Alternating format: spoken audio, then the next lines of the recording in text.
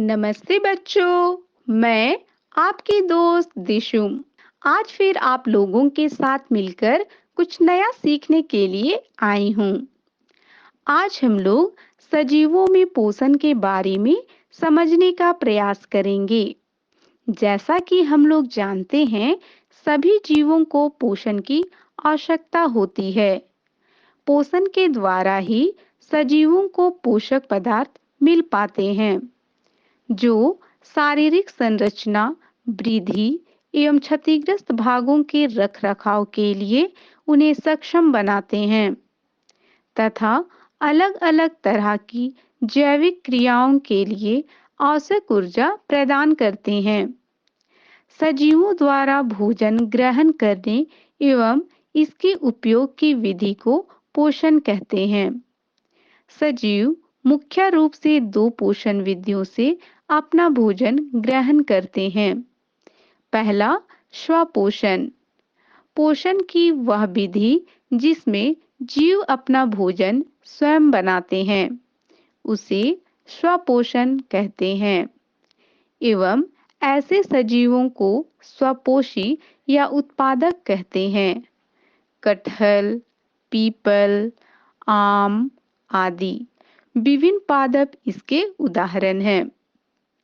स्वपोषण में ये सजीव वातावरण में उपस्थित सामान्य घटकों जैसे सूर्य का प्रकाश, कार्बन डाइऑक्साइड, जल, खनिज लवणों का उपयोग कर अपना भोजन स्वयं बनाते हैं या ये कहे कि संश्लेषित करते हैं, जो उनकी स्वयं की जरूरतों में उपयोग के अलावा अन्य जीवों द्वारा उपयोग में लिया जाता है। दूसरा, विषम पोषण। पोषण की इस विधि में सजीव अपना भोजन स्वयं नहीं बनाते हैं, बल्कि अन्य सजीवों द्वारा बनाए गए भोजन का उपयोग करते हैं। इसे पोषण की विषम पोषण विधि कहते हैं। एवं ऐसे जीवों को विषम पोषी जीव कहते हैं। उदाहरण, सभी जानवर, पशु, पक्षी, इंसान आदि। हमने पोषण की दो विधियों के बारे में समझा। अब हम लोग पादपों में पोषण विधियों के बारे में समझेंगे। हम जानते हैं, पादप या पेड़ पौधे सजीव होते हैं और सभी सजीवों को जीवित रहने के लिए भोजन, ऑक्सीजन, पानी की जरूरत होती है। हम लोग पौधों में पोषण के बारे में समझने का प्रयास करेंगे कि पौधे अपना भोजन किस प्रकार बनाते हैं। पौधे स्वपोषी होते हैं, अर्थात पौधे अपना भोजन स्वयं बनाते हैं और भोजन बनाने के लिए आवश्यक पदार्थ जल, खनिज लवण, कार्बन डाइऑक्साइड और सूर्य का प्रकाश वातावरण से लेते हैं। और क्लोरोफिल, जो भोजन बनाने के लिए आवश्यक है, पौधों में पाया जाता है। क्लोरोफिल के कारण ही पौधे के विभिन्न भागों का रंग हरा होता है। पौधे के जिस भाग में क्लोरोफिल पाया जाता है, वही भाग भोजन बना सकता है। अधिकांश पौधों में पत्तियां ही हरे रंग की होती हैं। अतः हम कह सकते हैं, पौधे में भोजन बनाने का काम मुख्य रूप से पत्तियों में होता है। इसलिए हम पत्तियों को पादपों की खाद्य फैक्ट्रियां भी कहते हैं।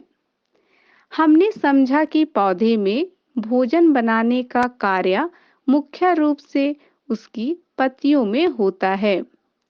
क्या आप बता सकते हैं कि इन पत्तियों तक आवश्यक कच्चे पदार्थ जैसे पानी, खनिज लवण, कार्बन डाइऑक्साइड गैस किस प्रकार पहुंचती है और पत्तियों में बना हुआ भोजन किस प्रकार पौधे के विभिन्न भागों तक पहुंचता है?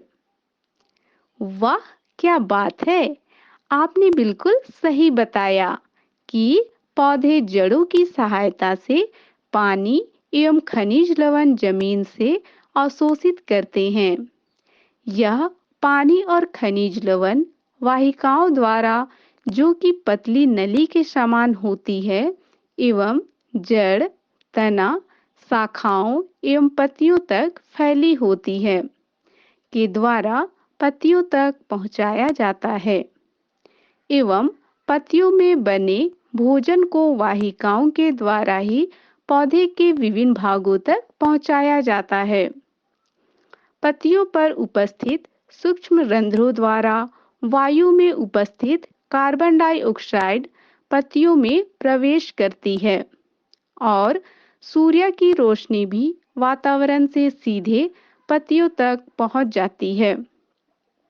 इस प्रकार पत्तियों को भोजन बनाने के लिए आवश्यक पदार्थ पत्तियों तक पहुंच जाते हैं और हरित लवक की सहायता से पत्तियों में भोजन बनाया जाता है।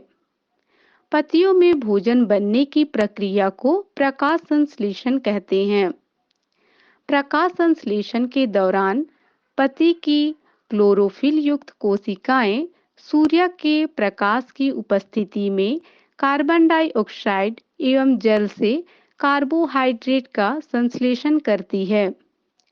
प्रकाश संश्लेषण की इस प्रक्रिया में ऑक्सीजन और कार्बोहाइड्रेट बनता है।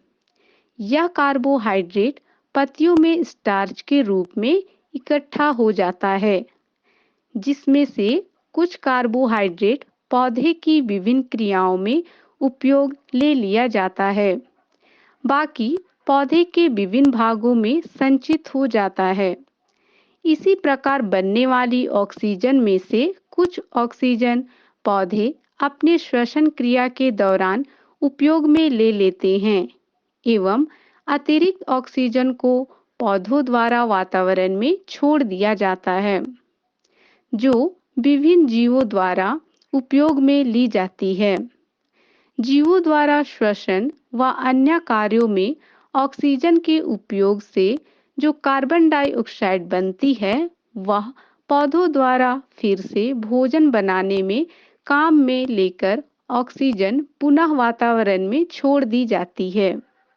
इस प्रकार यह चक्र चलता रहता है।